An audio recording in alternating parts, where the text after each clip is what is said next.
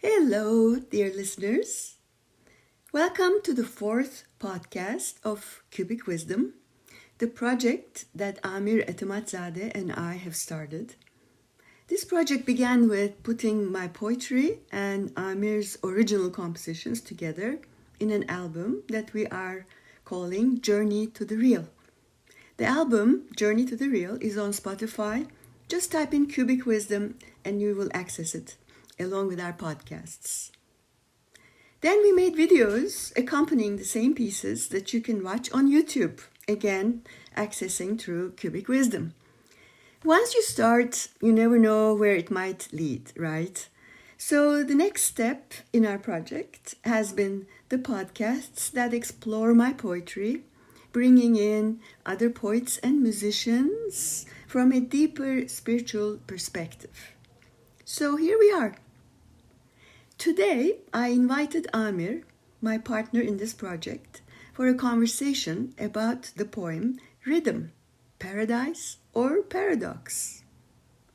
I thought Amir, being a very talented musician and music teacher, could help us understand the nature of rhythm a little bit more. Amir, by the way, has his own school of music, Amir School of Music, that can be accessed at amirschoolofmusic.com. He plays Middle Eastern drums such as dumbek, daf, tombak, and bendir, and string instruments such as sitar, tambur, and Middle Eastern music on recorder flute, and teaches these instruments. So let us listen to the piece, Rhythm, Paradise, and Paradox, where I recite the poem and Amir accompanies with his composition, and then I will invite him for a conversation.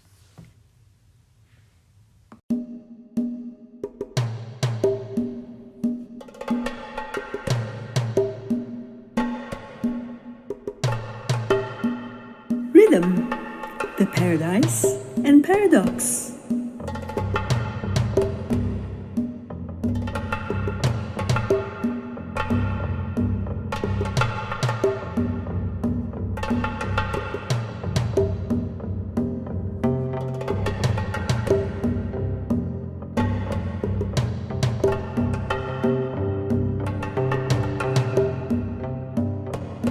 The rhythm of the universe is one, but it reverberates into 10,000 rhythms. In the song of the birds, in the waves that crash into the shore and recede, in the way the earth revolves around the sun, and in the way the moon waxes and wanes. What is rhythm? It's the way a baby walks. It's the way cells in our body dance. It's in the tick-tock of the clock, the beat of the hearts and drums. It's in the in-breath and out-breath. In other words, rhythm is the flow of music through time. What a joy to align with the rhythm of the universe.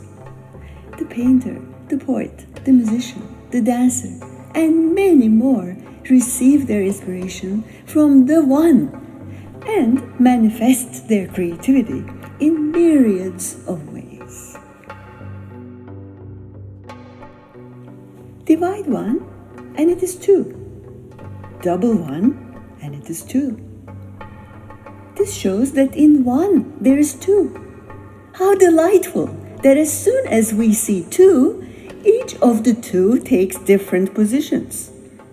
They are distinctly different from one another. The sight of the two eyes is not the same. This is clear with man and woman. Would there be any rhythm if there was no silence, but just sound?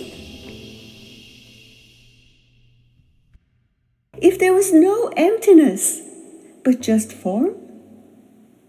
If there was no night and just day? If there was just joy and no pain? This is the paradox of rhythm. The right rhythms are harmonious. Inharmonious forms manifest disorder in rhythm. Yet, From chaos may emerge rhythm, and rhythm lies hidden in chaos. Rhythm is about patterns, about vibrations. Mathematics is rhythm. Geometry is rhythm. The circle starts with a point. From the basic circle is derived three primary shapes: the triangle, the hexagon, and the square. Not just mathematical formulas or mental abstractions. Rhythm is repeated in nature, in flowers, in seashells, in the cosmos, and in our souls. The ultimate rhythm is the one turning into the many, and then returning to the one. This is both the paradise of the universe and the paradox of the universe.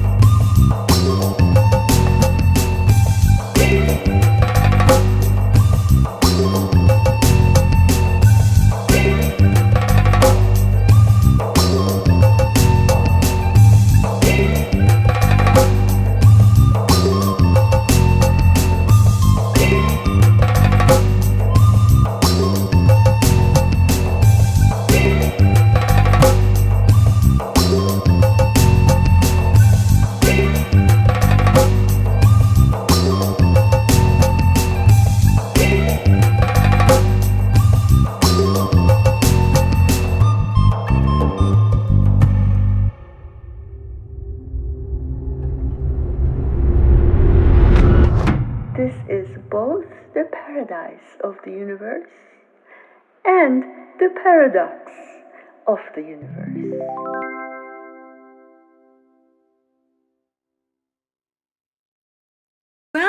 Welcome, dear Amir. Thank you so much for accepting my invitation and joining me here today. Hello, Nokat, and hello, everybody who is listening. I'm so glad to be here with you today. Well, yes, so am I. I'd like to thank you so much for being my drum teacher, for encouraging me to explore my creativity, leading me to write poetry that I never thought I'd ever write poetry. And now to do podcasts exploring that poetry and much more, really. So it's pretty amazing for me, I have to say. Yes, well, you have a lot of talent inside you, so everybody else does have a lot of talents. I usually call them Yeah. untapped talents or undiscovered talents, and we need to get them Mhm. out. And sometimes with just a little bit of encouragement, some of these talents get, blossom. So I'm happy that you have been on the path of creativity and discovering new talents within you and sharing them with the world. Oh, thank you, thank you. Speaking about creativity, it's so beautiful to realize that we are all creative, and you are one of those teachers who want to bring out that in your students. So that's Yes. what I admire in you. And, we can manifest it in many ways we didn't think were possible, even. Mm. So for me, I realized that creativity does not belong to us, Mm. really. creativity is everywhere. It belongs to our creator. And we each have it. We share it. We participate in it. So people who say, oh, I'm not creative, I don't believe it. And to come to today's topic, a very important way to practice our creativity, it seems to me, is to begin to explore rhythm. Rhythm, like the ebb and flow of life, of our breath, of the universe, and of the music of the universe, which is, of course, where you come in with your music, with your composing, with your creativity. So I'd like to start with one question for you, to start us out, if you like. Sure. And that is Pythagoras, a saying from Pythagoras, the famous Greek philosopher, who said that the whole universe is a vast musical instrument. Isn't that something? So, what do you think about that? What does that mean to you? The whole universe is a vast musical instrument. Thank you for bringing that up. I mean, before the scientists actually discovered that everything has a frequency, Pythagoras had an understanding much deeper than his time.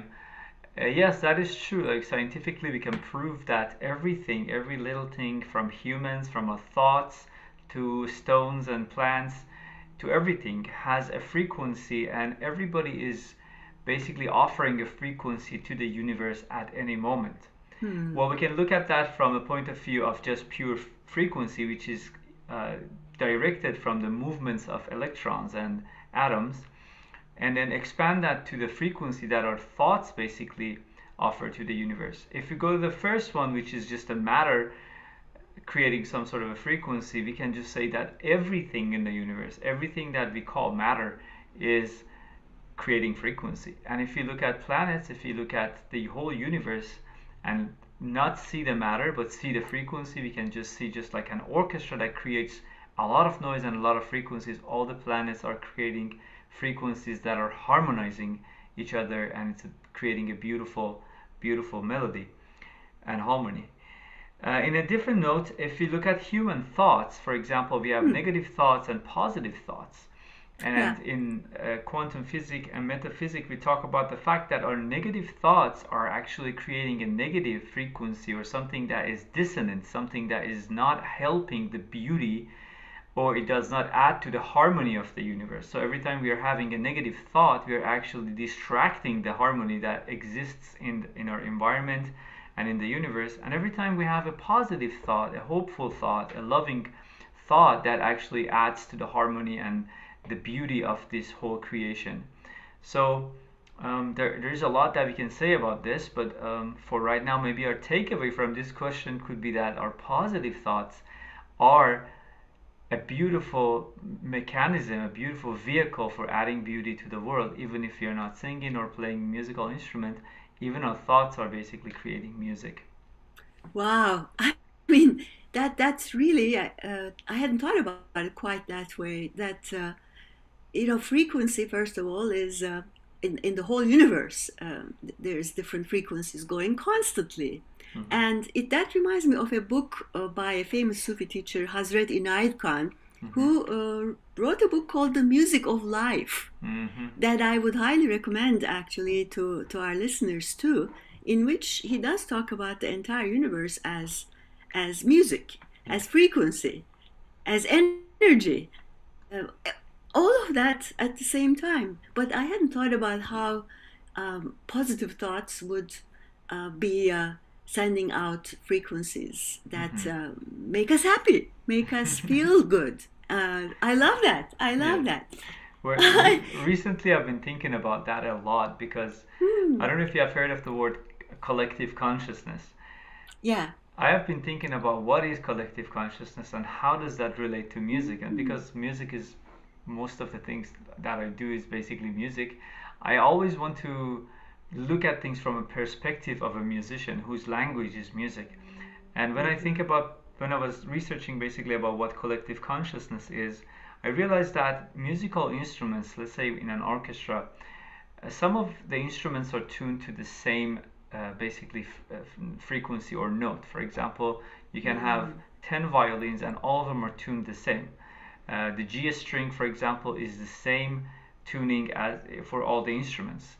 And when one instrument starts playing, let's say that you and I both play the violin and you have a G string and I have a G string and both of them are tuned to the same frequency. If I start playing, your instrument would start sounding before you even touch it, because the frequency of my string would actually go and touch the string on your instrument and Wow. make it vibrate. And it's the same thing as collective consciousness. And what Mm-hmm. happens is that when you start having a positive thought, and I'm ready to be receiving that positive thought, or I Mm-hmm. am in the same frequency with you, like if you want to spread love in the world, and I want to spread love in the world, our frequencies actually match and start attracting that and manifesting that in the world. But if you have different thoughts, let's say you want to spread love in the world and I don't, then our frequencies basically cancel each other and nothing gets manifested. If two of us want to destroy love in the world, our frequencies would match up and create this disturbance in the path of love. So it is very fascinating how our minds are basically these beautiful machines that create music, and the music can be dissonant, can be sounding bad, or can be sounding good, and it would actually manifest into material in the world. Yes, yes. I mean, that reminds me of how when people come together who are on the same frequency, let's Hmm. say, you can feel it, and Yeah, it creates something that is in between everybody, exactly. like a third, a presence Hmm. comes into being as a result of that. So Exactly. we could really explore that for the entire podcast, I but know. I think I'd like to, if that's okay with you too, since we're talking about rhythm, go into another question, a connected question, which is that I'm wondering, like all human beings throughout history, they love a drum beat, Hmm. right? They love to start to sway to music. We want to clap our hands. We want to dance.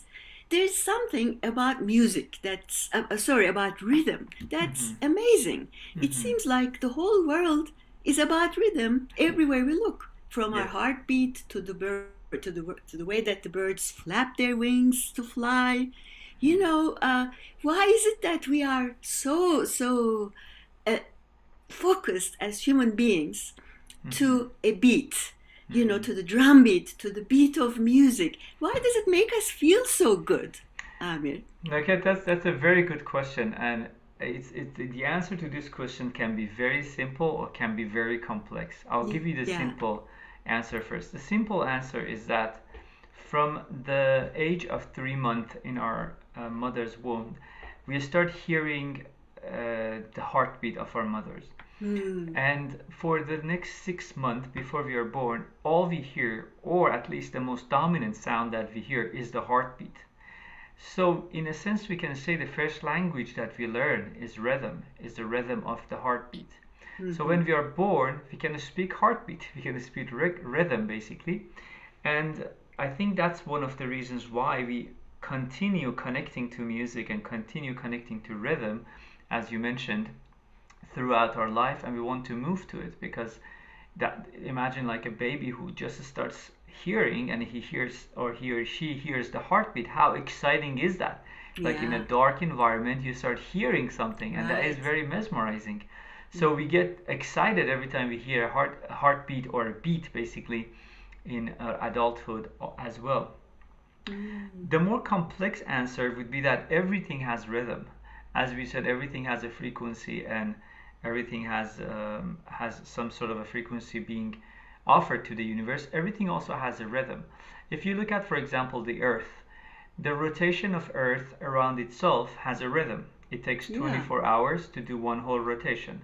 Mm-hmm. The rotation of Earth around Sun has a rhythm. It takes 1 year to go around, and it repeats itself. Mm-hmm. The definition of rhythm is if something happening over and over again, and there is a time distance relationship between these events. So I believe that when we are sitting here, we're not just relaxing, we are feeling the heartbeat of our own heart. So imagine that our whole body is basically moving when the heart beats. The blood goes through the veins. It's not a constant movement, it's basically a rhythmic movement. Every time the heart beats, there is more flow. Every time it does, it's not beating. There's less flow. So if you're actually, and the heart actually beats, I think, 100,000 times every day. So in a Wow. duration of a day, if we are feeling this rhythm in our body for 100,000 times, so we are basically beating machines. And it's very simple to understand in that sense that when the beat inside us matches the beat outside us, then it gets us excited. And people who compose music really pay attention to the tempo. And tempo is basically the speed of the music. So if the Hmm. speed of the music is such that matches the heartbeat in a relaxed or excited state, let's say, for example, in a relaxed state, your heart beats 70 times per minute.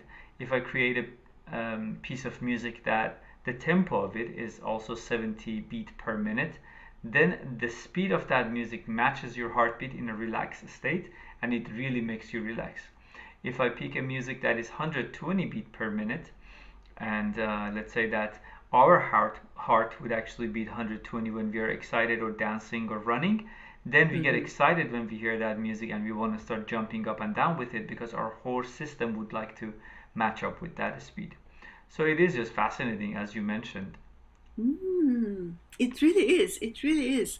So it's true that music is made up of like melody, harmony, and rhythm, right? Mm-hmm. That in music we arrange those elements, Yes, I hear, of music into meaningful shapes and patterns. So correct. rhythm is an integral part of music, right? Yes, Could you yes, please maybe open it up for us a little bit more?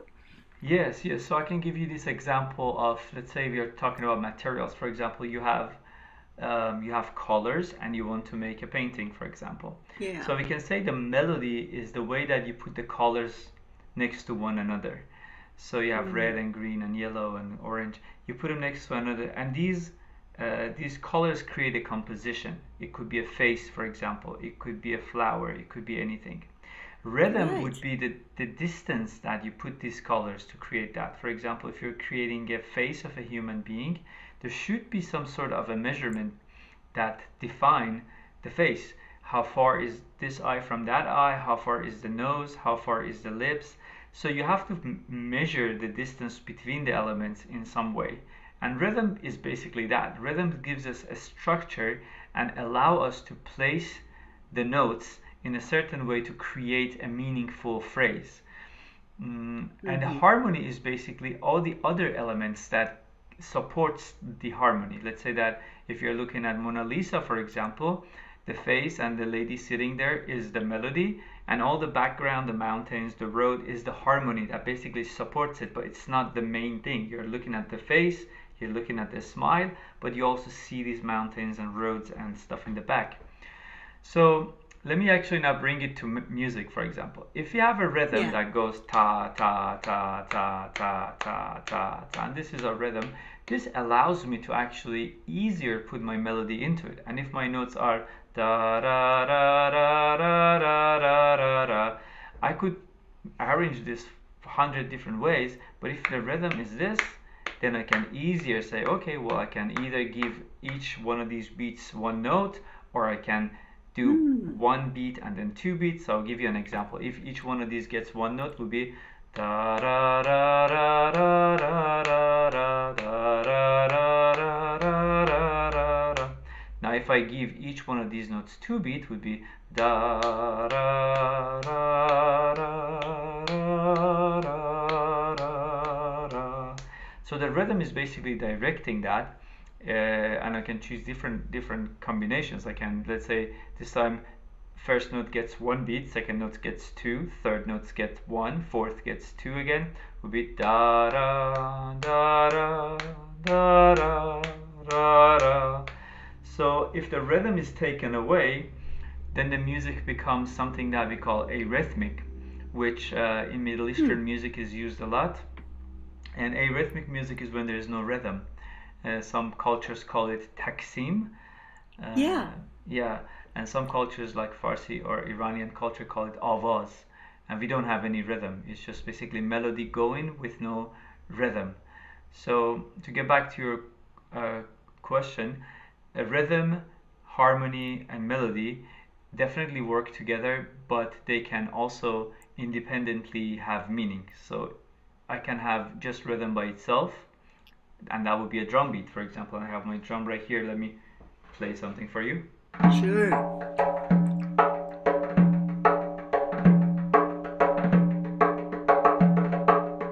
So there's no I melody love here. it.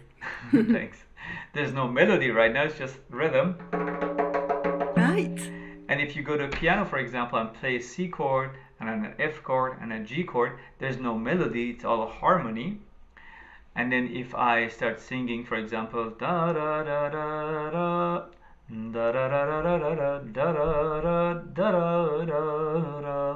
da da da da, there's no harmony and there's no rhythm. It's just melody and a rhythmic melody with no rhythm, basically. So they are separate, but they can also work together and create beautiful, beautiful symphonies and beautiful songs.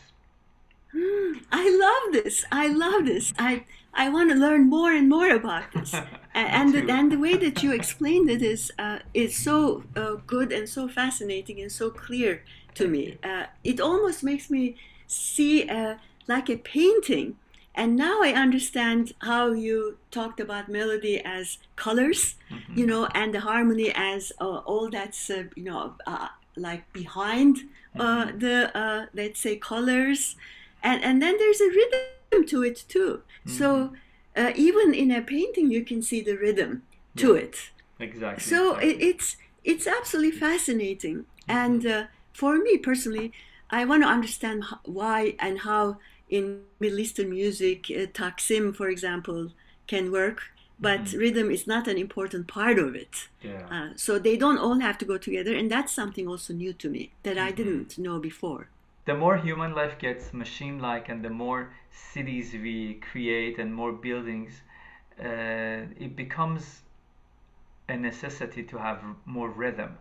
And I can Mm. give you an example. Like if you wake up in the morning and all you see is organization of material and space, for example, your room has a specific dimension, then the door has a specific dimension, and then the room looks like a box, and then you go to the kitchen, that looks like a box, and the living room looks like a box, then you go to the car and that looks like a box, and Right. then you and then you go to these streets that look like rectangulars, and everything is pretty much a straight, straight or 90 degrees angle, and then you go to your office and that looks like a box.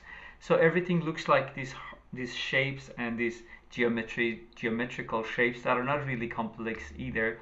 Then all the buildings and all the homes and all the apartment buildings and all the windows and all the everything else that we see are actually shapes, and they repeat itself. Everything kind of looks the same. Like if you go to 1,000 different homes and look at all their windows, probably 90% of them look like the same, and they're either square or rectangular. So our Right. brain gets used to seeing harmony and seeing basically the same thing over and over again. And harmony is when in material world, when something repeats itself, it becomes harmony. If you have two columns that look like the same, it Mm. basically is kind of like they're harmonizing each other.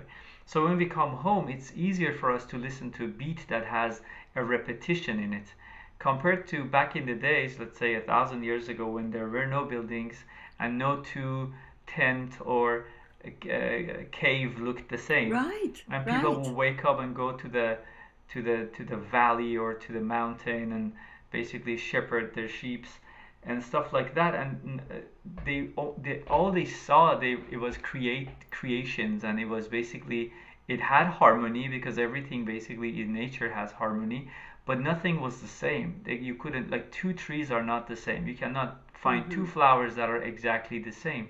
You cannot find two rocks that are exactly the same. So everything is different.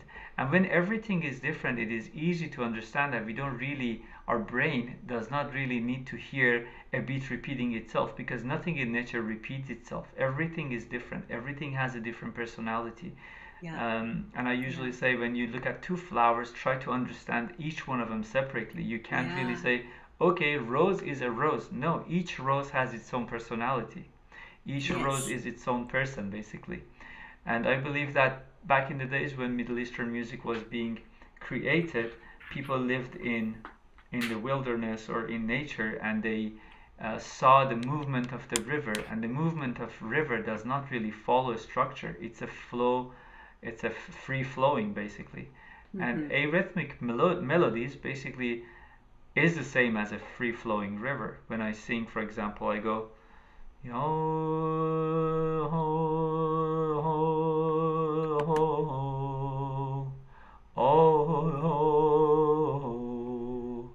oh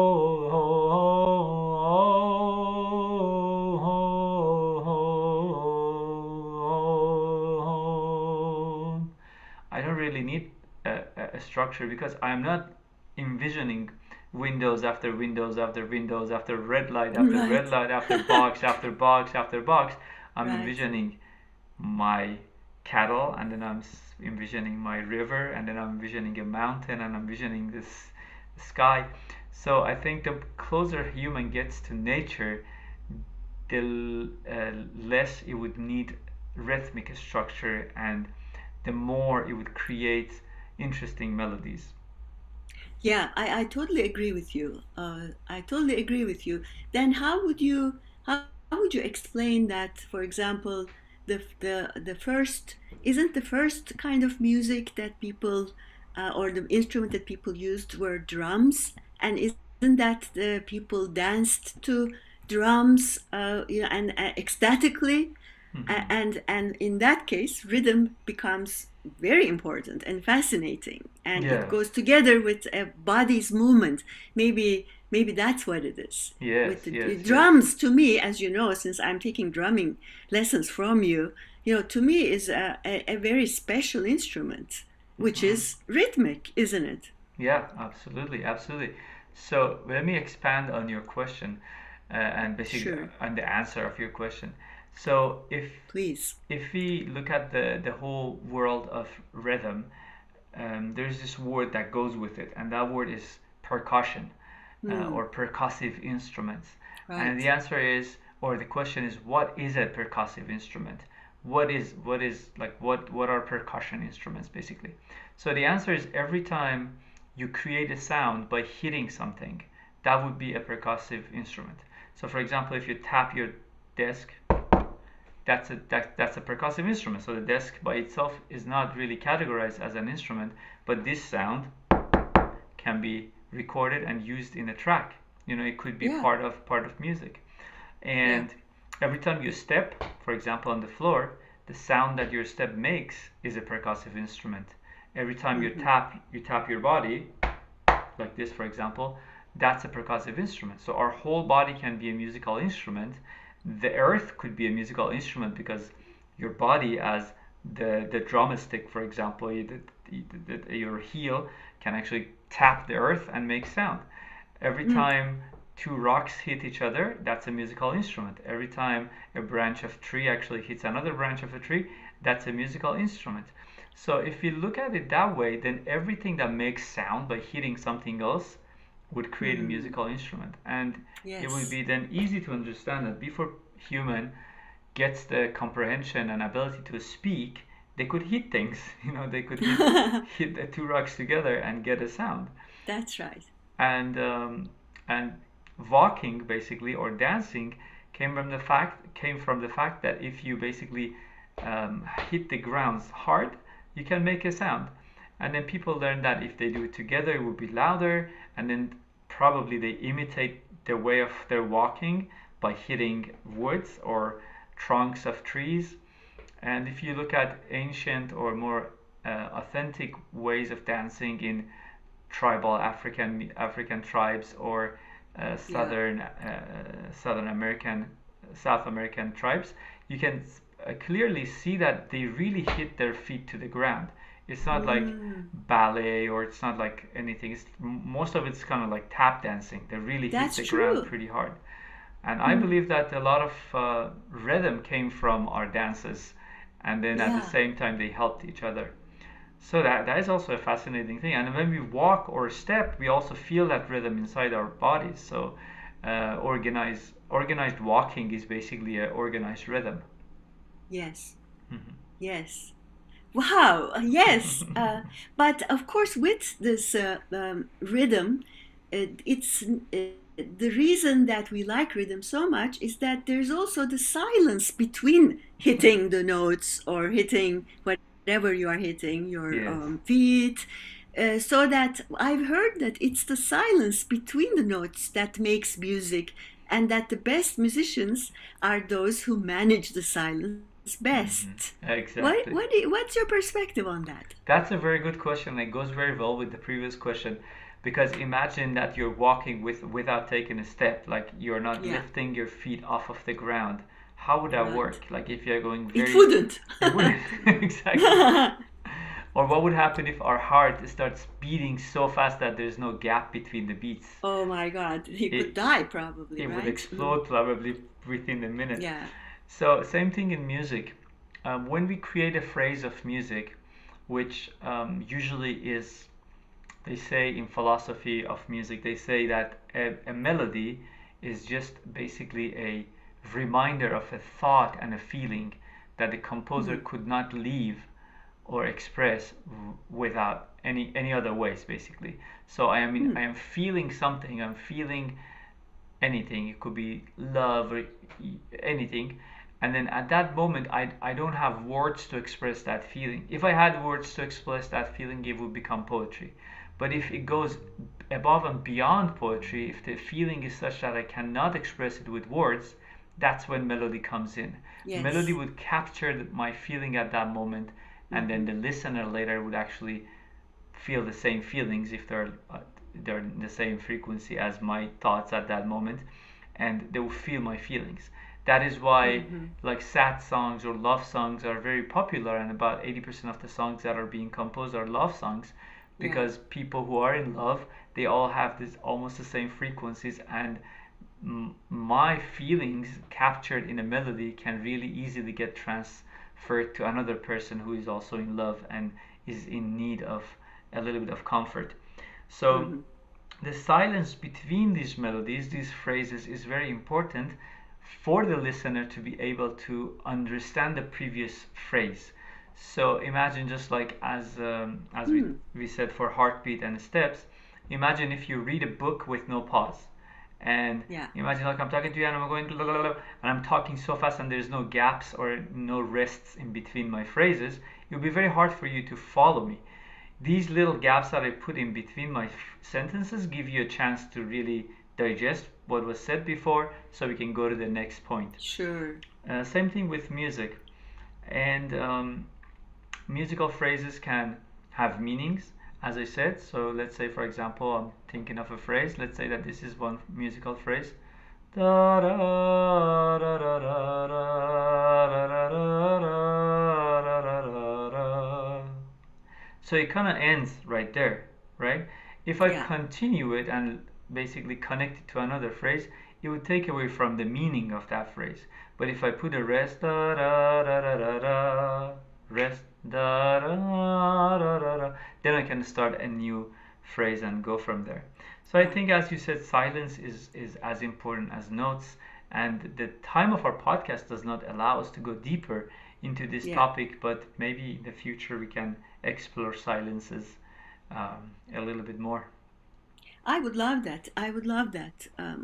I can see how silence is important in both music and in talking and in our connection to other human beings, Hmm. and how much we try to fill in that gap because we are feeling uncomfortable or insecure or something like that. So that if we actually paid greater attention to silence, there might be deeper and better communication. I think this Hmm. could be definitely a topic of another podcast, Amir, don't you think? For sure, I agree. And just to wrap that up, I think that if you look around, everything has a silence. For example, our Hmm. breathing. We don't breathe back to back. We take a deep breath in and then we pause and then exhale it out. Right. When our heart beats, as we talked, it pauses. When we walk, we need to rest one feet and then take the other one and give it a pause. Mm-hmm. Day and night is night basically is a Is our pause. pause. Yeah, Mm-hmm. sleep is a pause. So Mm-hmm. it is very fascinating that the whole creation is actually um, breathing, pausing, resting. Seasons, for example, can be rests. Like fall, for example, Yes, is silence. Is silence in nature. Everything sure. stops. growing, everything stops doing their own thing. They just wait for 3 months or 6 months and then they come back. Mhm. So yeah, but let's talk Mhm. about silences in the future again. Let's definitely do. And just to add to it something that came to my mind about breathing. When we breathe in and then breathe out, there's a pause in between. Mm-hmm. Even in the breathing in and out, there's a pause. Mm-hmm. And that pause is some I think philosophers have likened that to eternity. Mm-hmm. That pause is like eternity. So if we take silence, simple, even little silences, as that dip into that eternity. Mm-hmm. It's so beautiful. Then we take part in that eternity, in that unity, and that's why it seems to me silence is so important. It just occurred to me that Yeah.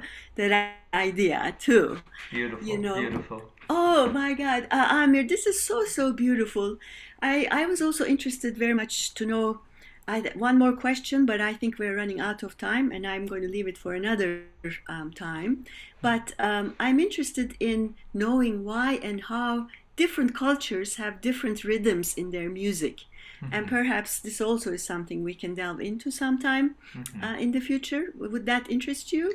That would be nice. Maybe we can leave that to our audience to think about a little bit, and I'll be more than Mm-hmm. happy to join you for another podcast, and we can talk more about the cultures and different musics and silences. And if our audience has any other questions that they would like to ask me or would like us to discuss, they can also email you, and we can reflect on those questions as well. That would be wonderful. That'd be wonderful. So, I don't want to bring this to a close, but I reluctantly will until next time. And I want to thank you so much for joining me in this podcast. It's opened up a whole new world for me. Like just to start to explore, basically, like little beautiful morsels or that are delicious. That's how I see it. So thank you so much, Amir. I really appreciated your presence and your conversation with us. Thank you My again. pleasure. My pleasure. Hope to see you soon again. Yes, hopefully.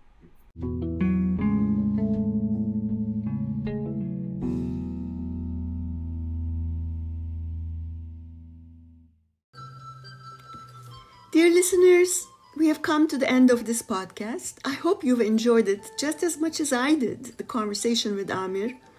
Obviously, the topic of rhythms is inexhaustible. So, next time, let's continue to discuss rhythm, focusing on the silences, the pauses.